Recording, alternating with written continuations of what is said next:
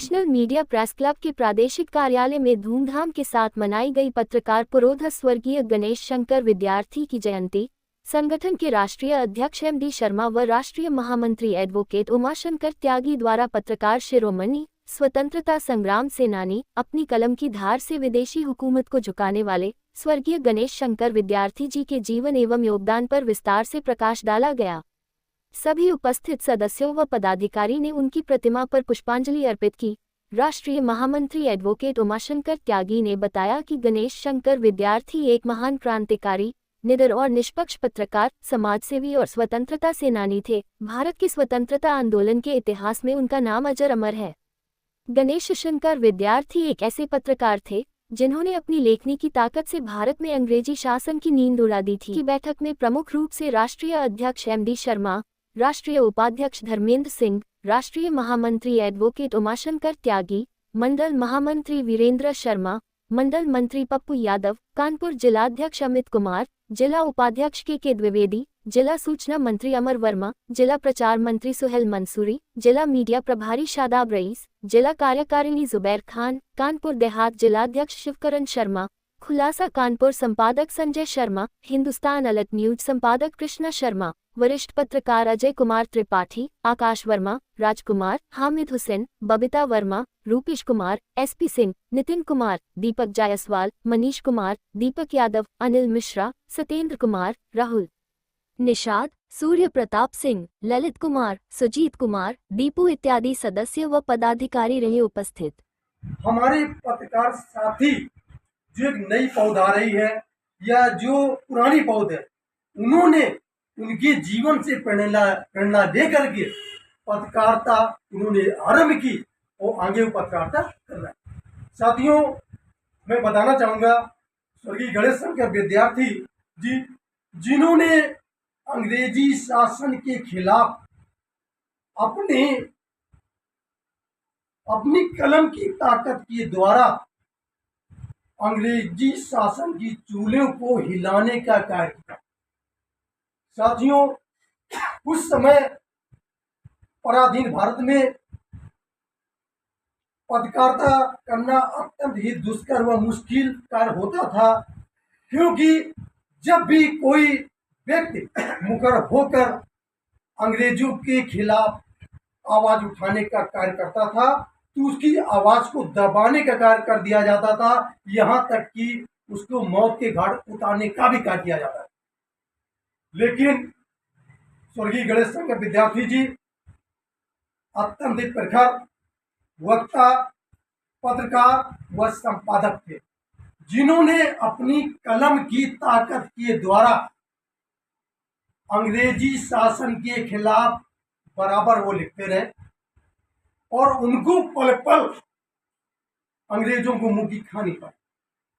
साथियों, स्वर्गीय गणेश शंकर विद्यार्थी जी ने असहयोग आंदोलन सहित भारत की आज़ादी के लिए उन्होंने अनेक आंदोलनों में भाग लिया, लेकिन ये अत्यंत दुर्भाग्यशाली रहा कि उन्होंने अत्यंत ही अल्पायु में 1931 में उनके प्राण पखेरु उड़ गए और वो हम सभी को बेसहारा छोड़ करके गोलोक धाम को प्रस्थान कर गए। साथियों, आज हम उन्हीं की याद में उन्हीं की जन्म को मना रहे हैं और आज हमारा नेशनल मीडिया प्रेस क्लब जो कि देश के 18 राज्यों में काम कर रहा है और हमारे सभी कार्यालयों में स्वर्गीय गणेश शंकर विद्यार्थी जी की जन्मोत्सव को अत्यंत भव्य तरीके से मनाने का कार्य हो रहा है। कैसे देखते हैं? साथियों, मैं बताना चाहूँगा कि जिस समय स्वर्गीय गणेश शंकर विद्यार्थी जी का समय था, उस समय की पत्रकारिता अत्यंत ही जटिल दुष्कर थी, क्योंकि उस समय हमारा देश पराधीन था।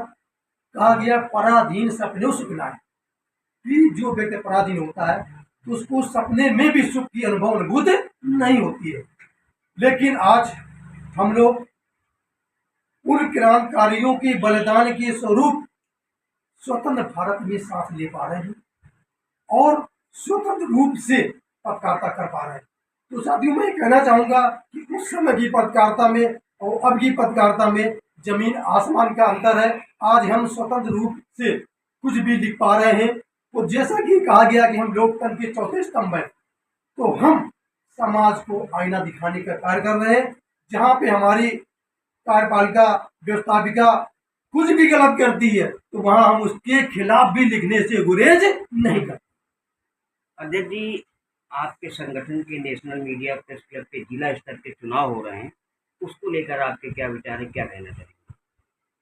देखिए, नेशनल मीडिया प्रेस क्लब जो कानपुर में चुनाव करा रहा है, उसका मेन मुख्य उद्देश्य यही है कि सभी पत्रकार अपनी स्वेच्छा से अपन जिसको वो बेहतर समझे उनको उस पद पर बिठाएं जिस पद के लिए वो काबिल है, क्योंकि बहुत सारी जगह हमारी नज़रें नहीं पहुंच पाती हैं। और तो ऐसे में जो सदस्यों के बीच रह करके उनका बराबर साथ दे रहा है, उनके लिए बराबर खड़ा है, तो ऐसा व्यक्ति अगर उनके लिए पद के रूप में या पदाधिकारी के रूप में उनके साथ खड़ा होगा, तो निश्चित ही संगठन को और आगे बढ़ने की जो है संगठन और आगे बढ़ेगा, और जो है हमारे सदस्य और पदाधिकारियों को और भी इससे बड़ी ताकत मिलेगी। सर, और भी तमाम संगठन हैं, उन संगठनों की अपेक्षा नेशनल मीडिया प्रेस के बारे में आप क्या कहेंगे, कैसे देखते हैं?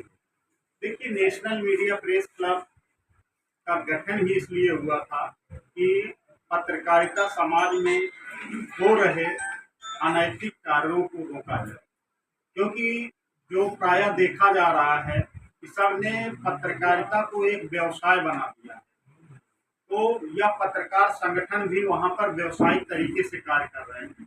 लेकिन नेशनल मीडिया प्रेस क्लब आज तक केवल समाज और देश के लिए कार्य कर रहा है, अपने पत्रकार भाइयों के लिए कार्य कर रहा है और उनको आगे बढ़ाने के लिए कार्य कर रहा है, और निरंतर करता भी रहेगा। जहां किसी को समस्या होती है वहां सभी भाई मिल करके पहुंचते हैं और सहयोग भी करते हैं और करते रहेंगे। सर, 18 राज्यों में आपका संगठन है, तो ये सिर्फ कानपुर में चुनाव हो रहा है या किसी अन्य राज्यों में भी हो रहा है, या आपके आगे कब होगा, कैसे होगा, इस पर कुछ कहा जाए? देखिए, संगठन की एक अपनी रणनीति है। जिस जिले में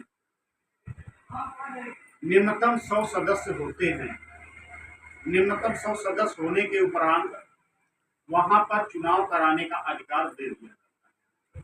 तो जो अभी तो फिलहाल जो है कानपुर में ही चुनाव कराया जा रहा है, और भी इसके बाद कई जिलों में चुनाव कराए जाएंगे। जहां जहां भी 100 से अधिक सदस्य हैं, वहां पर जो है चुनाव करा करके उनके मन के अनुसार जो है पदाधिकारी का